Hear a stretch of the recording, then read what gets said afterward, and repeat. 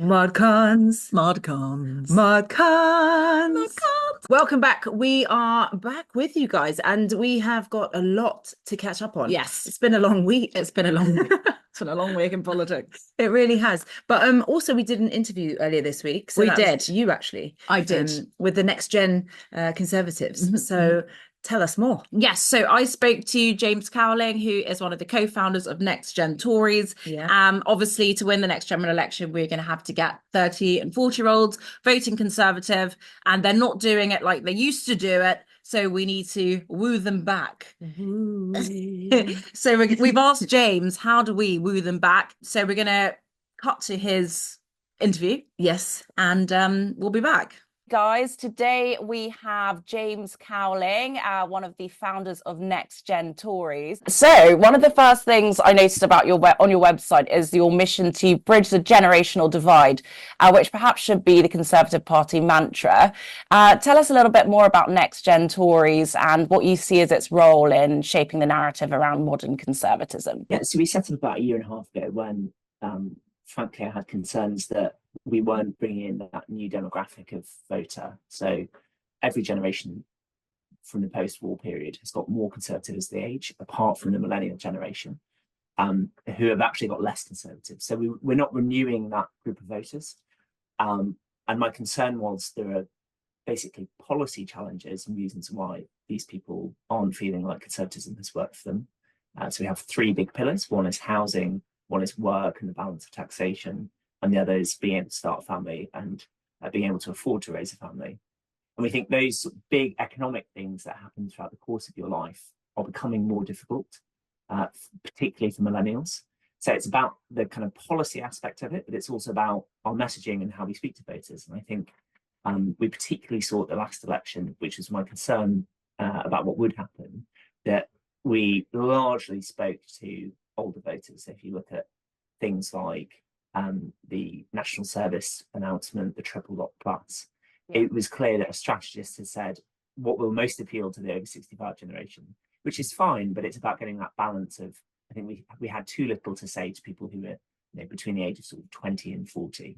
I totally agree with you on that. And it's actually really hard to be a millennial in this day and age. I mean, we've had a pretty bad,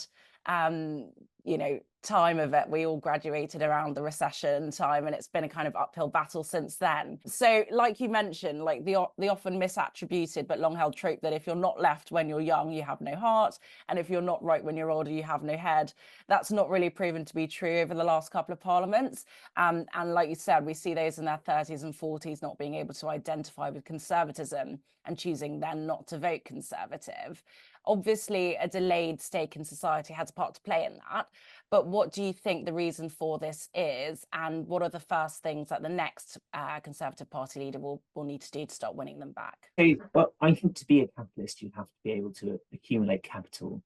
That's a fundamental. To feel like it's working for you, you have to see that the returns on your work get you the things that you want in life. And that's my theory about why millennials don't feel capitalist and don't feel conservative. Even though if you look at different attributes, things like liberty, freedom, the ability to make your own decisions, millennials actually have some sort of small c conservative values.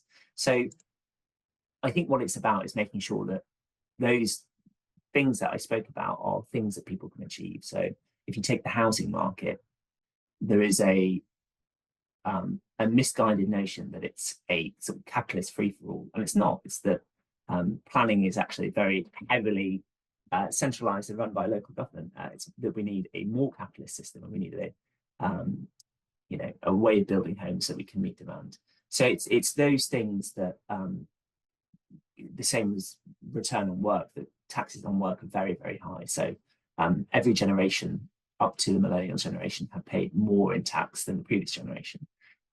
So feeling like you're paying in significantly more than you're getting out makes you feel like actually things aren't working for me. So it's those big things that we need to get right to make people feel like the system works and it's not actually taking away from them. So apparently, the polling company Focal Data recently revealed that 1 in 6 Conservative voters will be dead by the next general election. Not only does that make for very somber reading, but surely it emphasises the need for the Conservative Party to get serious about the millennial vote. What steps do you think we need to take to woo younger voters? Yeah, so I think it goes back to those three pillars, and it's having a compelling Conservative vision for all of those things. So the first one is housing. So Labour's plans have been pretty underwhelming, actually. They had a big opportunity. They've got a large majority. They could have really taken quite bold steps to build houses. And I think that, to be honest with you, would have snookered the Conservative Party for the next decade. But instead, what they decided to do is build less in cities and more in urban areas, suburban areas and countryside. So oddly, building loads in the Lake District, which is not where we need houses. We need them in London and central cities. So it could work for the Conservative Party to relax planning and have a better planning system in urban areas. We want gentle urban density. We want to be able to make that pitch to those people who are in their 20s and 30s of, if we build more in these areas, you'll be able to have a place of your own, your rent will come down. If you look at international examples, we've done that, or it has been done in places like Austin, several cities in New Zealand, they've done it, and rents have come down significantly. So being able to make that pitch without building all over the countryside, which would alienate some of our voters, would be a quite compelling pitch. And then that links to, the more you build, for every 100,000 homes you build, you get about 17.8 billion in direct GDP growth. That means you then have more money to spend on other things. And what we would advocate for is, now we're at this post-war high tax burden, we lower taxes on work first. So it's things like NICs, income tax, the direct incentives to go and work, we lower those. But it's also things like what's called the high income child benefit charge, which means that it's often women, but men as well, returning to work, find they have a marginal rate of tax of well over 70%, which then significantly dissuades people from going back to work if they want to. So it's all of those things that we need to focus on. And then it's also particularly family and childcare. So it's a mix of pulling every lever of looking at family-friendly taxation so that you tax a family as a unit as opposed to as individuals, and also around things like shared parental leave, which is a little bit outdated at the moment. All of those things to make it easier to start and raise a family. I think you're totally spot on there, and that would be attractive to I know a lot of young families. So do you think it's just a case of the right policies, or is it a case of values and vibes? And are we just bad at vibes? And if so, how do we shake that? We just don't speak to those people. I mean, if you look at the last election, if we're being honest, there was almost nothing said about people in that age group. There's no acknowledgement of how difficult housing is, of how difficult it is to get in life at the moment. There was some mention of taxation, but I don't think as a party we've yet faced up to the recognition that millennials aren't getting on in life in the same way that their parents did. My parents were a fireman and a teacher, but what they got out of life, a large semi-detached house in a posh part of Manchester, is not available to people in who would now be living the same life. So I think we need to acknowledge it, but then have a plan for how we deal with it. Yeah, I think that's it. I think we've spent a lot of time kind of diagnosing the problem, but not really much progress in actually solving it. So going on to that, we've got 5 new leadership candidates, probably 4 by the time this comes out. You've spoken with all of them. Do you think they have a good grasp of the issues, and are there any standout contenders for you? I've actually been really heartened by how all of the leadership contenders have in some way engaged with the campaign. They've either done videos for us, given me a call, tried to articulate what their view is, and they all get this, actually.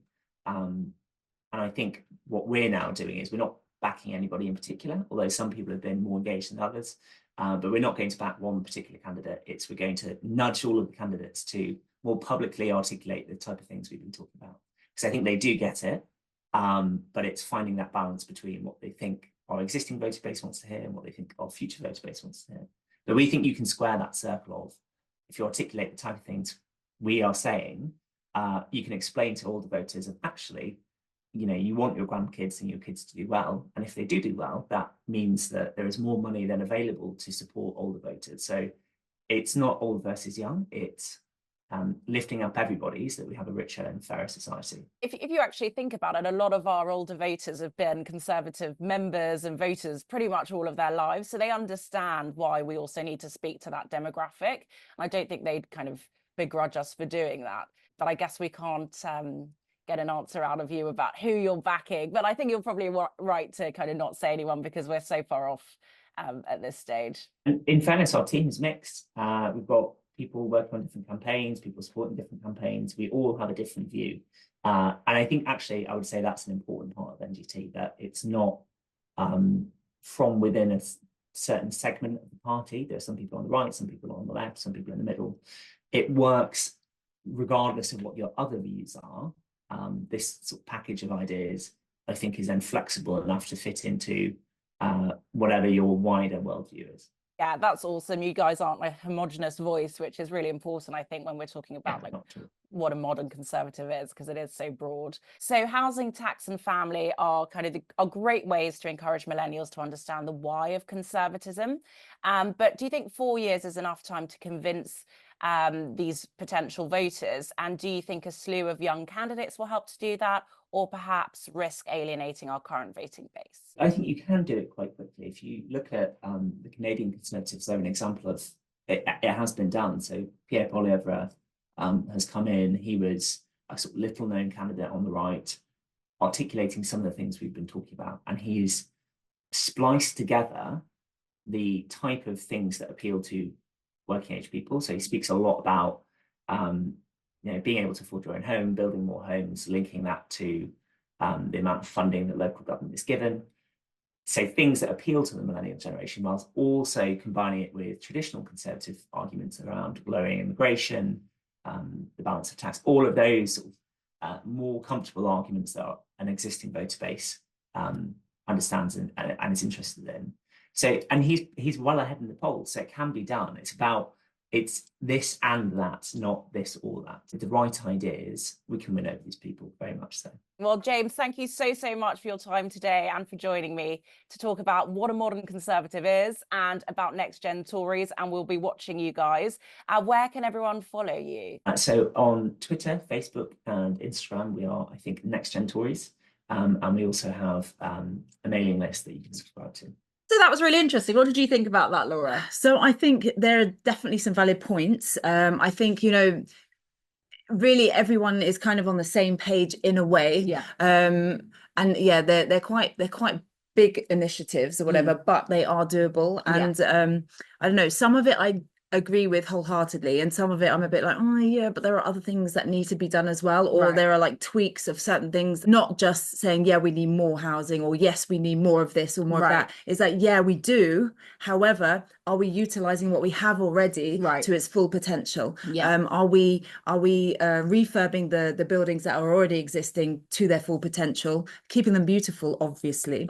But things like that, because I think just build is not the way forward. We are a small island. We do still need green, otherwise we won't be able to breathe. Therefore, like if you're just building everywhere, it's not quite the right thing. However, there is a lot of room to build. There are a lot of buildings that could be renovated or start again and built much better and much more beautifully and accommodate way more people. So for housing, I'm a bit more in the middle there. I know a lot. I know that's not a general kind of view. I know I'm kind of the odd one out. I know that, but it's how I feel, and I kind of really strongly quite think that is the best way. But I think with like housing, like you say, like there is room to develop what we already have. So like in Kensington, Jem, who we've now mentioned twice, he's like he's like the guy. Yeah, he's coming on. And what they do in Kensington is that they tend to do these things called mansard roofs, where they build on top of buildings that are already there, because we like the look of our buildings, but we know we need more space. So things like that are good. And it doesn't really infringe, because some of them already have it. It's kind of historical anyway, so it kind of makes sense. It's not like you're just sticking a big old block of, I don't know, like a a tin shed on top of your roof. Yeah, and there's nothing more like off-putting to residents when they see something really ugly being built. Yeah, and that's not going to bring people along. One of the things that Labour have done, and I do agree, you know, as modern Conservatives, we do need to encourage more house building. Yeah. But as a Conservative, you're always in that balancing act of trying to actually say we want to keep as much green space as we can, but we know the need of, you know, people having somewhere nice to live. Yeah. We know people want to have that stake in society. Yeah.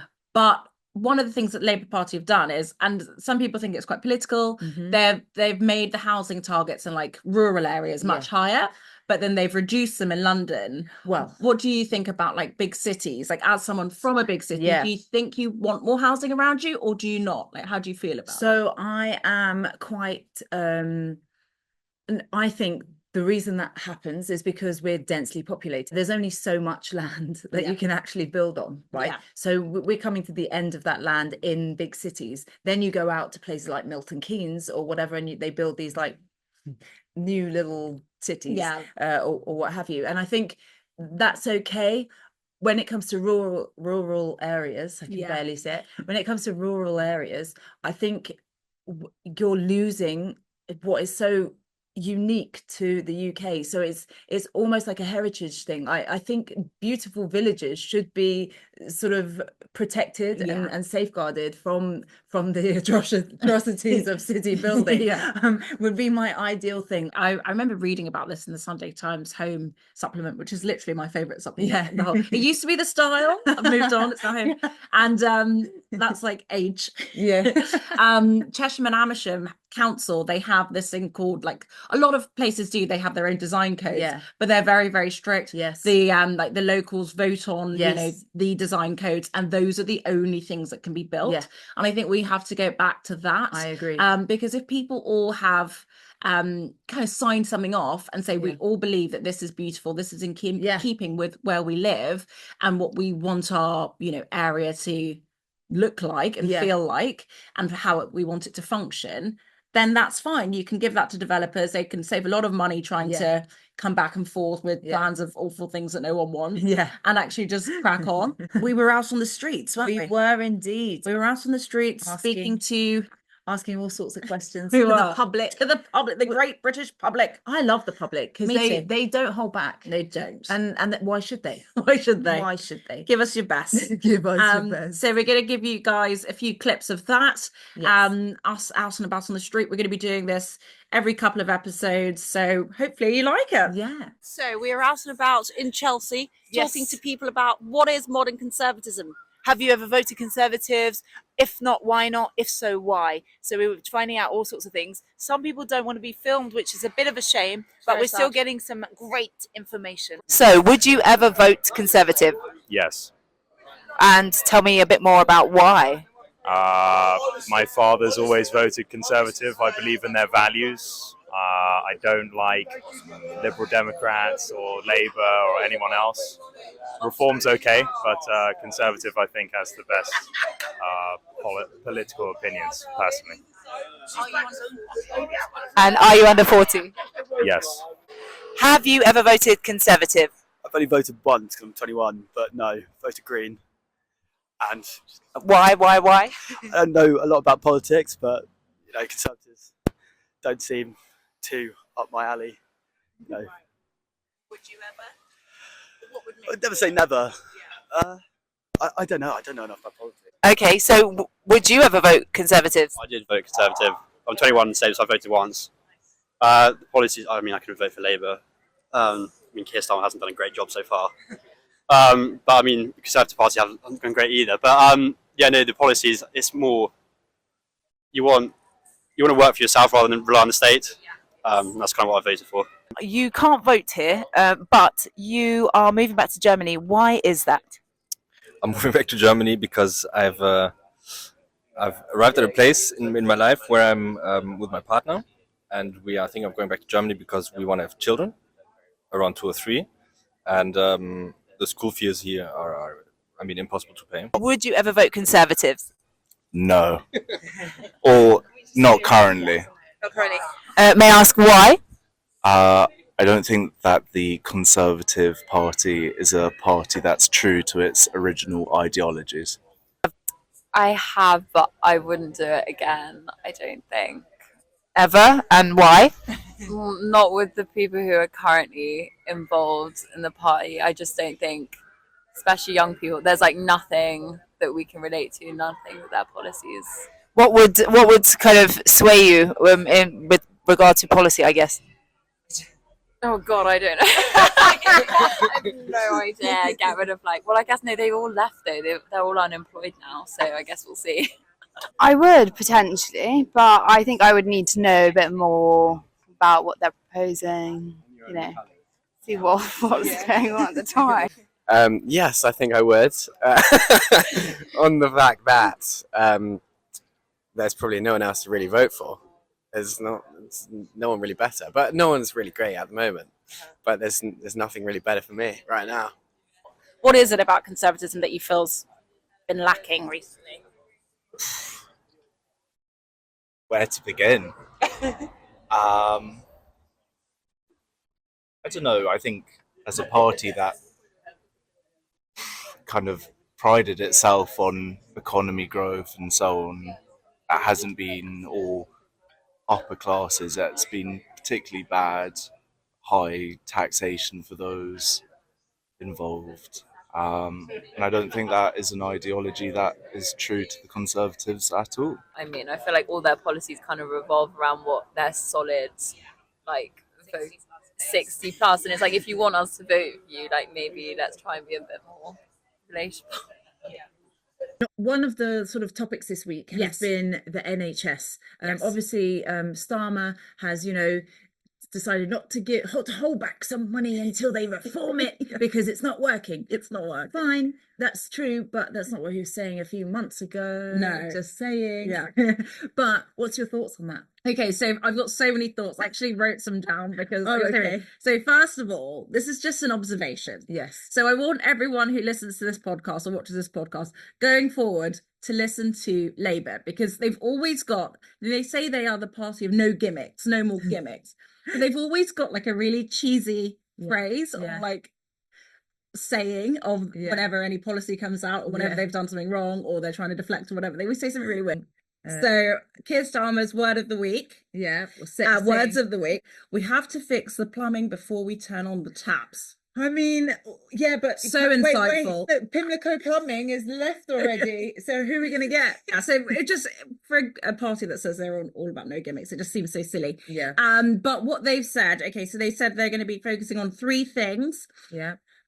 Three big shifts. So they are digital now, no more analog. Yeah. In all honesty, that's a good thing. And really, I would have liked the Conservatives to have done that. Well, it does cost a lot of money. It does take a lot of time, but I think that's absolutely necessary. I think with all of these things that they've suggested, I agree wholeheartedly with all of them. Yeah. But they're all things that the last Conservative government had already started to do. Exactly. So I get it, and they're right, but they're not exact. It's not a big shift, and it's not an original thought. It's not an original thought. It's already in process. Yes, it might be slow. Yes, you can definitely do better. Slow. Yeah. But they keep trying to rebrand things that already exist. Exactly. Absolutely everything that they're bringing out is something that has just been rebranded. It's crazy. Yeah. So they're going from analog to digital, focus from the hospital into local health. So GPs, pharmacy, Rishi Sunak already said, pharmacy first, that kind of thing. Yes. And then obviously prevention, not treatment. Yeah. So let's stop eating as much sugar. Yeah. So then we don't have to treat you for diabetes. Makes 100% sense. I'm with it. But it's not even party political. That's just good sense. Fact. It is just what it should be. And like you say, it's already happening. So yeah.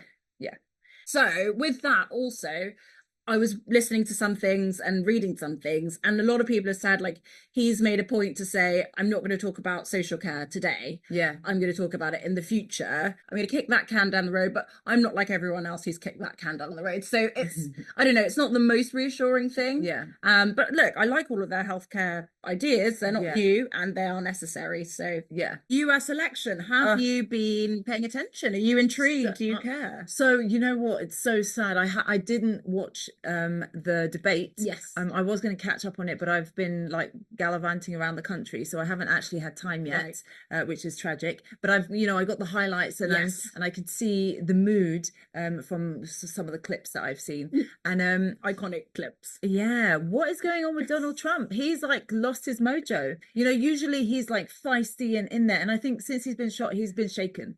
That's my take on him. That's interesting. And I don't know why. I would have thought he could maybe get out of it. And then Kamala, apparently she set up a stage, 3 days in a hotel. Oh, really? She had a man in an orange wig. She was no. Seriously, that's what she did. And you know what? It paid off for her. Oh well, I have my sources. Research. I have my sources everywhere. Get man in an orange wig. Well, she had to, make it lifelike. What the hell? Because obviously that's her weakness, right? Previously, she didn't even want to do a debate. She would have flunked it majorly, but whoever is guiding her or coaching her did the right thing. They made her comfortable in that position, which I think is it's good for her. I'm not warming to either of them. I would personally still vote for Trump, just because business wise, a lot of people won't agree with me, but I would. He's not ideal by any means, but I'm and obviously talking about the animals. They're eating cats and dogs. I literally was sitting here and I was pissing myself. It was like it's like a TV show. It's a cartoon. This is not real life. I honestly couldn't believe it. It was so hilarious, but it's worrying because it's not it's funny, but it shouldn't be.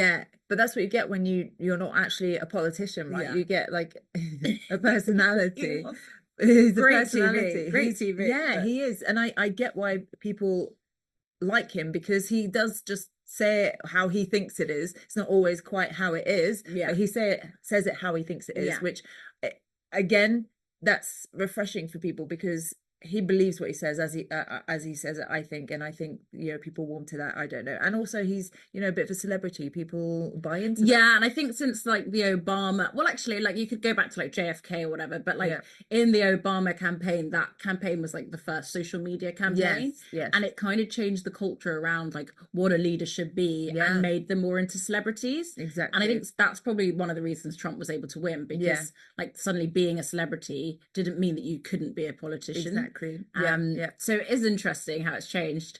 But I think she did a good job. Like she didn't do much. She didn't have to. There's no substance. She just watched him implode and just like looked at him like that the entire time. Like, I've got a really funny picture. I'll put it in because my TV froze and it just froze at her. Like what is he on? Like, it was brilliant. But I feel bad for Trump because I think he came in with a very clear plan as to how he was going to defeat Biden, and he was doing a good job. But because he was doing such a good job, they were like, this isn't going to work. We've got to scrap this. Biden's out, Kamala's in. And the way that she just kind of ran with it, she's really thrown him off, I think. And I don't think he's been able to get on track since she won the nomination. Also, JD Vance is like, I've read his book, which Hillbilly Elegy, which is actually really, really good, and it made me really like him.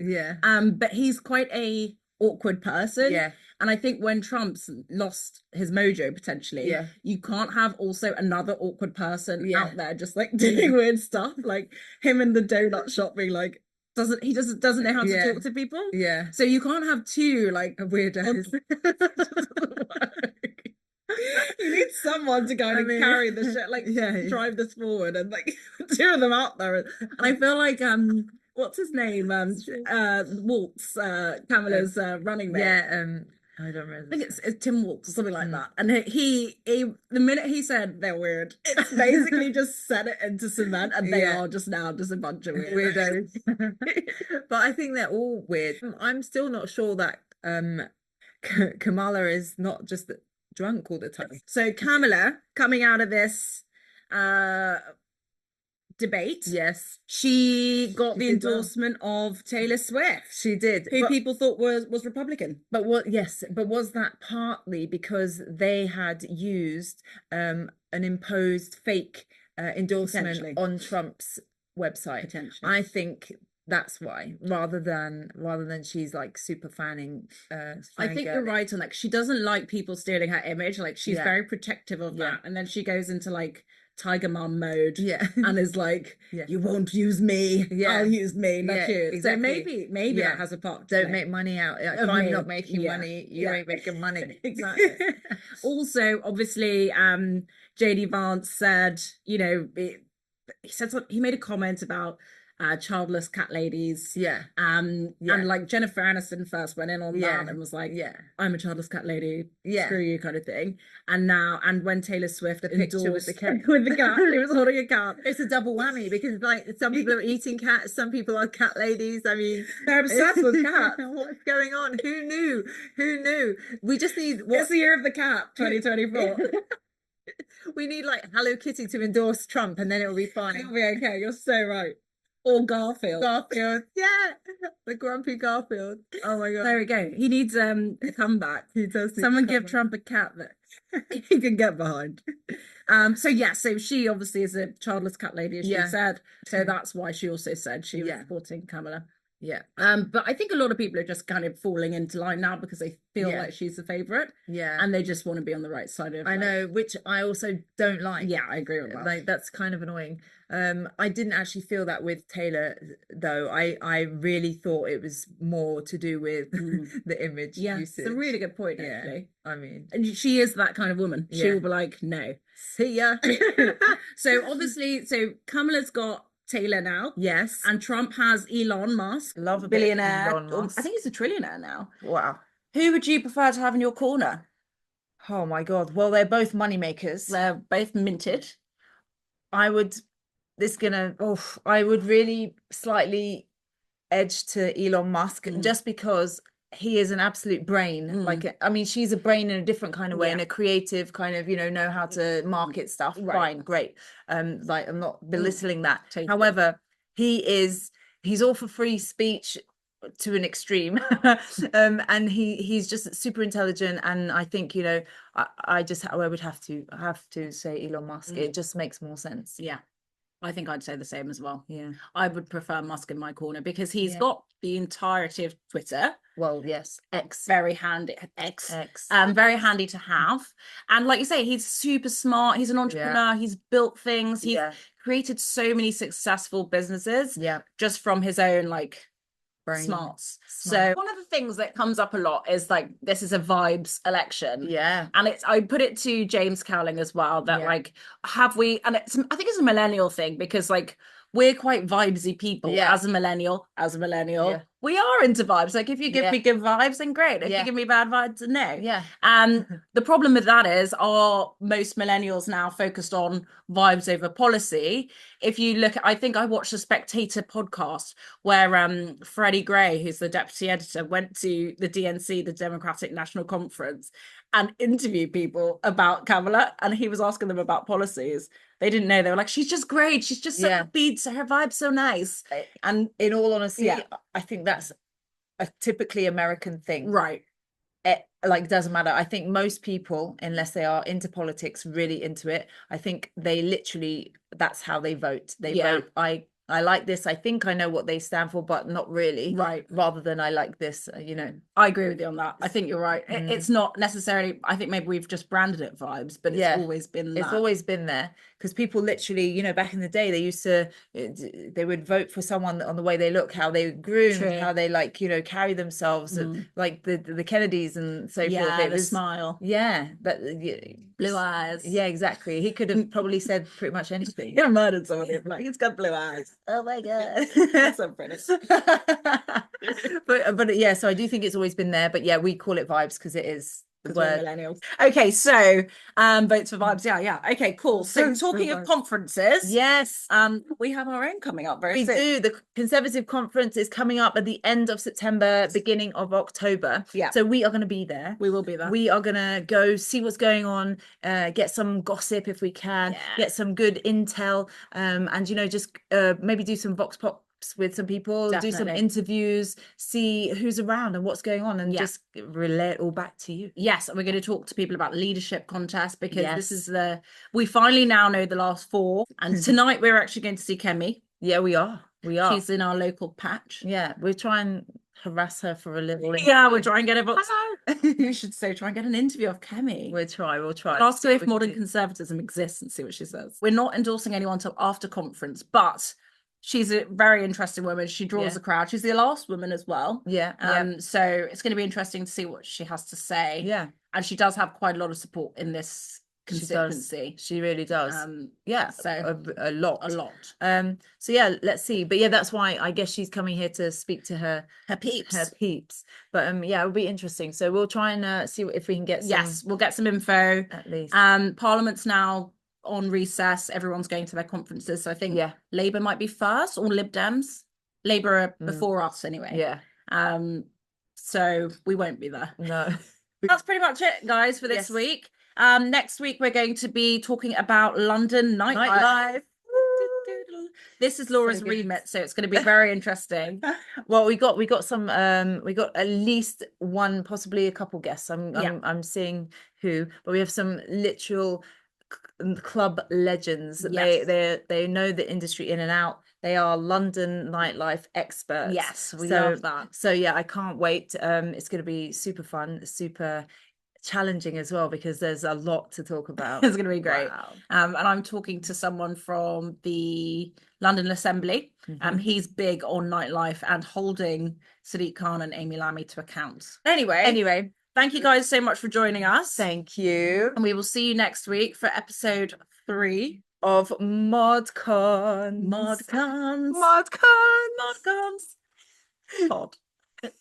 Bye, guys. Bye.